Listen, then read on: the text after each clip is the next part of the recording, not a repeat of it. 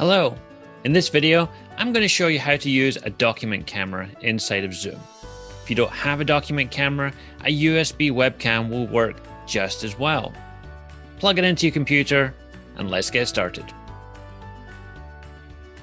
Option number 1 is to change the camera input inside of Zoom. Let's see how that works.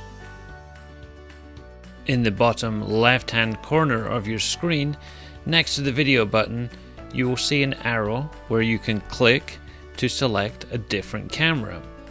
Choose your document camera from this list in order to replace your current webcam view. You can now carry on and show whatever you need to show under the document camera, and when you're ready to switch back to your webcam, you simply choose it from the list. Option number 2 is to use the screen sharing capabilities inside of Zoom. Let's see how that works. To share a second camera in Zoom, come down to the Share Screen menu and make sure you select the Advanced tab at the top of the screen. Here you will see the option to add content from a second camera. If you click this and then Share, you'll be able to switch into your document camera during the call. The advantage of sharing your screen this way is that the video from your webcam remains on screen at the same time, so students or the audience you're presenting to are able to see your face at the same time. If you want to switch between the webcam and your document camera, in the top left-hand corner there's a handy button that says Switch Camera. You can click that to change and switch between the cameras.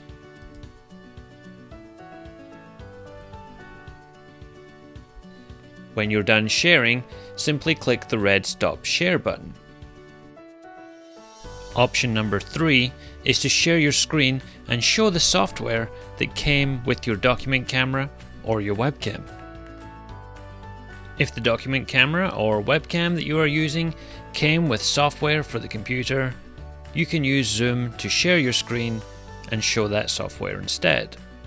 To do that, click on Share Screen and choose the window that has the software for your document camera.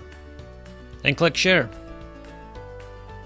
Some people like to use this option because it lets you take advantage of some features inside of the software. For instance, in this particular tool, I can adjust the brightness of the screen, I can adjust the contrast, I can also use annotation tools to underline and highlight some words. When you're done, you can just click Stop Share. And that's it. A couple of quick and easy ways to share a document camera or a USB webcam inside of Zoom.